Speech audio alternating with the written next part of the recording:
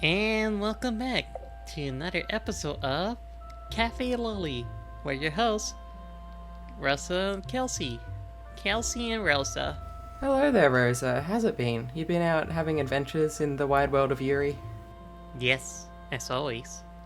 As always, we can count on you. Why, have you been missing out? I have been missing out. I've got nothing to report on. Except for the one thing that we watched together. Yes, of course. Are you ready to talk about it? Yeah, let's get started with that right away. Alright, let's do it. So, Kels, tell the audience, what did we watch?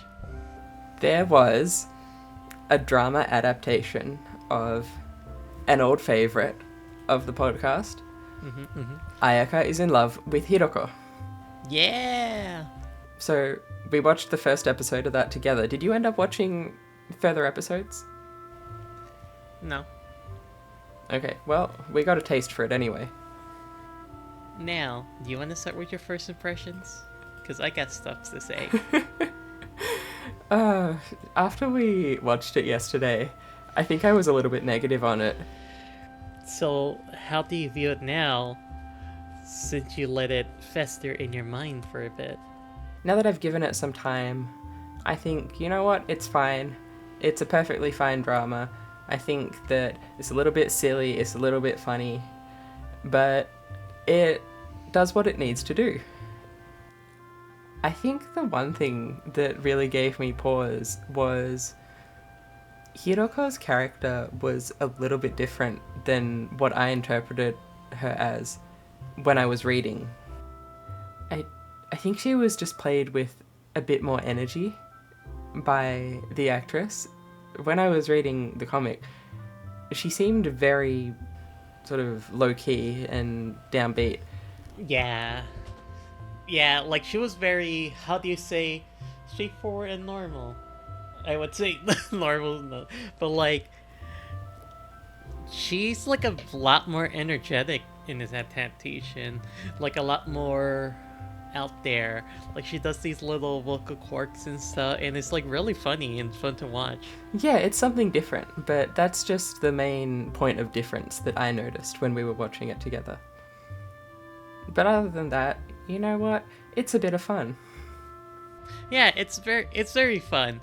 I feel like the only thing that lacks is like, there's like this certain expression, the one that kind of expression, like Ayaka, you know, I think, of course, this is stuff you can't really translate from manga to live action, but I think the appearance of like Ayaka have in the manga was a lot more distinct, a lot more out there. Like with the way her bangs cover half her eyes and gives her like a deep stare and a bit of an angry one too when he needs to. Yeah, there are those sort of juxtapositions that you can't really translate well from a drawn medium to live action as well. Yeah. I think that was another thing with Hiroko as well. When they made her more upbeat, part of the humor in the manga for me was the contrast between her being so serious and monotone, and then when she goes absolutely nuts when she's trying to contain her feelings for Ayaka, and she makes those really funny expressions. That doesn't have as much impact in live action. That's true. Though the actress does really like give a lot of energy, so I gotta respect that. But it's also like it's kind of hard to see like the contrast with their fashion as well and their vibes. Like again with illustration, you could absolutely see like the contrast and like even like the age difference that they always been pointing out about like these two pairing. It's like, oh, you get the impression of one of them like mature. Like with the actress, you get that through her outfits, but outside of that, you don't get that she's like a veteran lesbian heartthrob. like like it's also kind of funny because like in the office space, like I see the other people there, and it's like very youthful. in a sense. Yeah, this is like some kind of fashionable startup, and I think they were a fashion company in the manga or something like that. But wow, what an office! Yeah, it's very. I guess the best way to describe it is like it's very new age, but in like it does acknowledge like they're very loosey goosey a bit with the dress code as long as it's like fits within the requirements or something. But it feels like it doesn't the way the setting looks, the way other people dress, it doesn't let Ayaka look too out of place. Like she looked more out of place when she was like in a suit in the beginning, but like now she like dresses like that, and like it ends up like seeming like she fits within the office space. Yeah, that's a good point. Yeah, it feels like in the manga you get a lot more of that contrast of like Ayaka trying to, woo HIROKO. Yeah, definitely. Like it made her stand out. She has the blonde hair. She's wearing like more casual outfits, and like you can see like it like stands out in between like everyone else who works there in like a typical regular office space. But here it's like it feels too new age. Oh well, I do think that the actress who played Ayaka did an excellent job. She was so funny sometimes. Oh yeah, absolutely. She was very funny. She's more pouty than anything else, but she doesn't have like it's hard to like get that death stare that she would have in the manga. Yeah. And it's a shame. It's like it's very entertaining though. I love the energy the actress put out. But say that it's like it's kind of missing the point of like why everything else works. Yeah, those kinds of adaptational difficulties were showing up every now and then. But yeah, that's all I ever do. See, to be honest, when I was watching it, it's like, I miss the character. I miss the way the characters were designed in the manga, because like they're so distinct. They were so forward, and like that sense of exaggeration, and it's like, this is just like regular people. Oh god, we can't have that. We can't have Yuri about regular people. And I guess that's the other thing. It's like it feels like the pacing is fresh, but that could be just because like the original was a manga and it was going by chapter by chapter. Yeah, it was rushed, but at the same time, sorry, I'm starting to nitpick again. I feel like they wasted a lot of time having flashbacks to things that happened 2 minutes ago. Yeah. Do you think there's like it has to do with like production costs? Cause like that opening is like they're like dancing around in the room and that in the same office. So it's like, okay, that's funny, but like, Yeah, the set for the bar as well. That was when I started to wonder about the budget. Yeah, God, it's like this is the bar that the lesbians are always going to. It's dead. Yeah, like this is where the legendary lesbians go to. Like, I can understand, like, there will be days it's Peck and there will be days where it's quiet because, like, HIROKO's always going there after work, like, a majority of the time of the week. So, of course, there'll be days where it just be, like, the usuals that comes in. Also, a little weird that it was playing, like, its card a little sooner, but, like, why she was being weird. I feel like that was something that was, like, it's been a bit in the red, but I feel like that was more built up on, like, early on the trouble issue is it's just like she can't understand her feelings, or like she can't like she isn't sure to grasp it. Like this is just like a straight girl being a straight girl, and like new age stuff or whatever. Like they're just more affectionate this in that generation.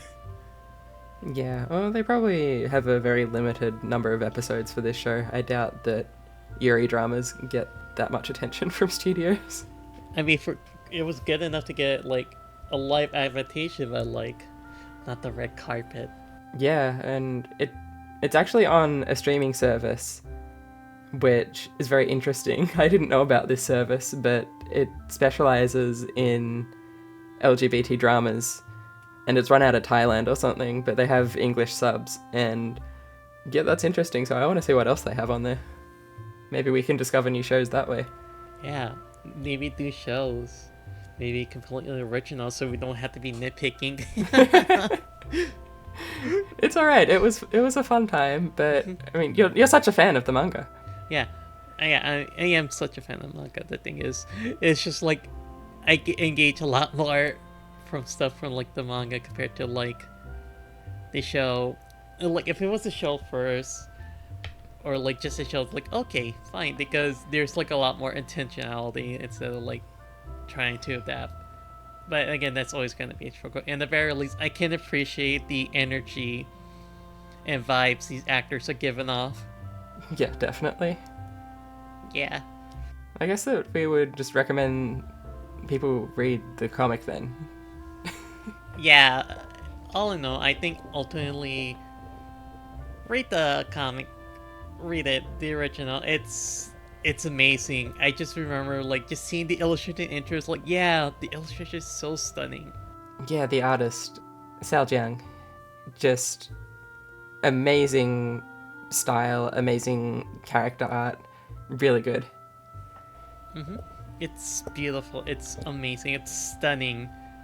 I'm just left speechless, like looking at the two main characters and how distinct and recognizable they are. But also, maybe they could also check out the streaming service. Yeah, we'll have to see what else is on there. So, are we ready? Yeah, you finished another favorite of yours, didn't you? Yes. It has become my favorite. Ooh. So, I finished reading Futari Escape. Yes, how did it go? Now, when I first read this book, I was like, it's fine. Nothing really grabbing me. It's very lax paced. But then as I read more and more and more, it's like, I understand. I get it now. I get it now. They're stupid. You love Yuri, where both parties are stupid. Yeah, like these women are like stupid. They're like, it's like, so their names are Senpai and Kohai because they do not like give out their names in the manga, which is like part of the joke. Actually, they do reveal like the name for Kohai, but I think they give like two different like pen names, and I can't tell which one's the real one. So it's just like I'll just keep calling her Kohai. But yeah, it's just really fun to see how in sync these two are and how they're like going to like avoid responsibility this time around. It's just like it just reminded me of like Mordecai and Rigby minus like the so real threat of the day. Oh my god. Regular show but Yuri?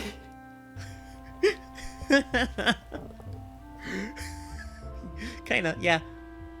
But it's just like really fun to just see these two just interact. They're like so in sync. I realized as I kept reading.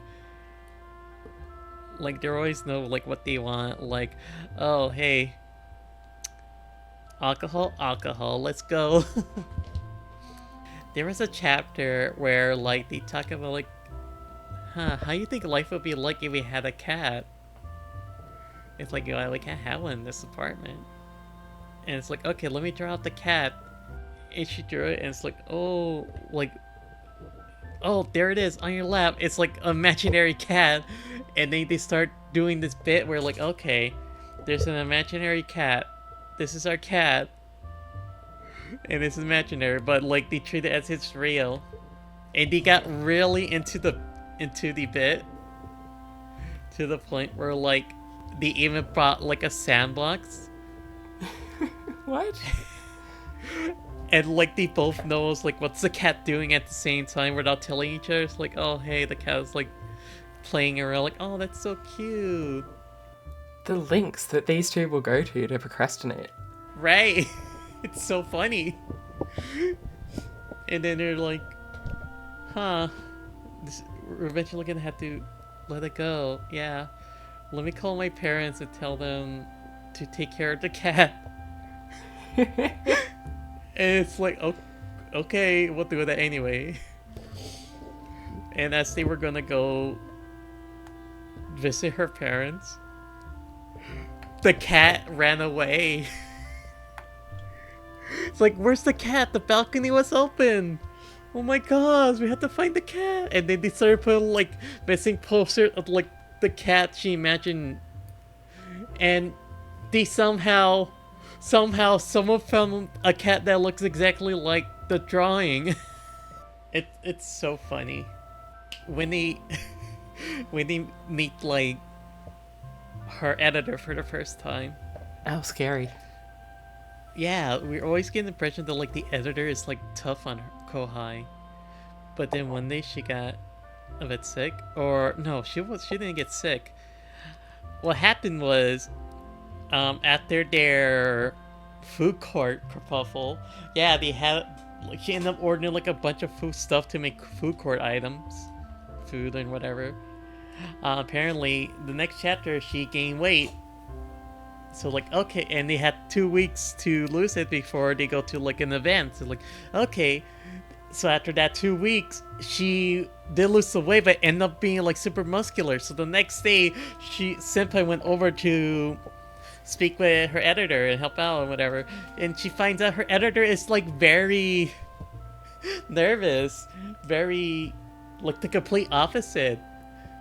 Very high strung, and she's like working so hard, and it's like, oh, I know Kohai's doing her best, and then someone's like, yeah, yeah, I know she's late, yeah. Oh no. It's just, yeah, and it's so funny. It's like, oh, poor thing.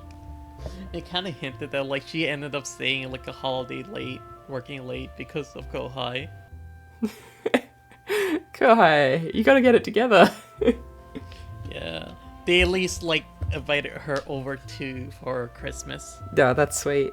Yeah, a holiday. Although when the editor came, they were naked. Of course they were.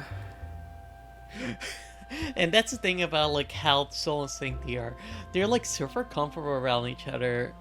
It's like they never the series is not going to elaborate on like what are they, but like it's pretty much they like live like as a domestic couple, all things considered, because like they sleep in the same bed, they're just like bathing together, and then like they're just sitting there playing like a card game, and then like stripping down each time the other person wins. It's like they're that comfortable with each other. And they just like never elaborate like what are they.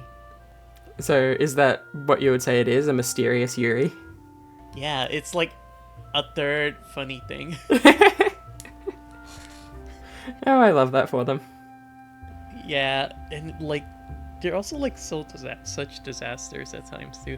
I think my favorite thing about it is like Kohai apparently wanted to do YouTube, so she started making YouTube content, but then they're like all like different kind of clickbaity topic, and then Senpai just tells her, why don't you do the thing you're good at, like draw? And the Kohai's like, you're right, and she was getting views streaming her drawings, and people were loving it. It's like, oh my gosh, I gotta show up, let me draw the best cutest woman ever. And she draws it, like pulls it up, shows it to the audience, like there. And I was like, wow, that looks great. Yuri? Oh, is that your boo? Yuri? And she looks at it like, oh, I drew Senpai. I drew a character that looks like Senpai, exactly. The truth makes itself known. But yeah, these two have such a wonderful dynamic. So overall, you would recommend this to fans of regular show? Maybe regular show fans are desperate for Yuri. They're out there. But in all seriousness, I could recommend it to anyone. People who want to have like a light read, but also like a fun time too. Okay, very nice. Thank you for completing your journey with this manga. Of course, I'm very happy I went on this journey, because I wouldn't have known. Now, it seems that's it for our Yuri. Unless... What? Oh no, I've been surprised. As usual. So recently, I started watching my dear friend Nokotan. Well, what's that about? A deer. A female deer. Just like they say in the song. Yeah. So my dear friend Nokotan is a comedy gag show about a former delinquent trying to keep up her presence as the perfect student until one day a student that's also a deer that she thought was dead on the power lines meets her and knows that she was a delinquent in her past because she can just sense it. Now she's stuck with this deer and hopes that she doesn't reveal anything about her past. It is completely nuts. That premise definitely sounds very out there, but how does the Yuri come into it? So, is it full on Yuri? It's gag comedy Yuri in some places. There are. Because it's a gag, our main character, Torako, will always be in constant miscommunication with Nokotan. So, whatever she tries to do, there'll be occasions where Nokotan is like, oh my gosh, you like me like that or you want me that way? Where she's like, no, no, no. There was even in the second episode, her Toriko's sister was angry at Nokotan because like, oh, you're taking all the attention away from my sister. I'll kill you. I'll kill you. And then by the end of the episode, after trying to murder her and then murdering her, she realized like, oh my god, Nokotan, if it weren't for you, I would have killed my sister by accident. Please take good care of my sister. What's going on? Toriko acts the same thing every episode. Good to know. Now, it's very important that you guys know this. Toriko Koshi is voiced by Saki Fujita. Our audience is wondering, now that name sounds familiar. And you're right, it is. Because Saki Fujita has famously voiced a very popular and important character in fiction. That's right, Yukari! Also known as Kira Makadun from Kira Kira a la Mode. And I guess she has some like other notable roles. Hatsune Miku. And I guess like Ayano from Yuri Yuri. And like Seiko from Danganronpa, specifically the anime. To clarify, I don't want to undersell her as a voice actress. She's a wonderful voice actress. The thing is, a lot of these roles are overshadowed by how amazing she was as Yukari. Do I recommend it as a full-on Yuri? Not really, but it is a funny comedy. Will it be Yuri? A little there, here and there. But if you want to see something insane, there you go. Well, Kelsey, are you ready to close out the cafe for the night? Yep, looks like that's all the Yuri we have. Yep, and nothing else. We'll definitely have more next time. Yeah, I have to leave right now and go pick up She Loves to Cook, She Loves to Eat, volumes 3 and 4. Whoa! Looks like someone will be cooking for next time. Yeah, so look forward to that. Thank you all for joining. See you next Yuri.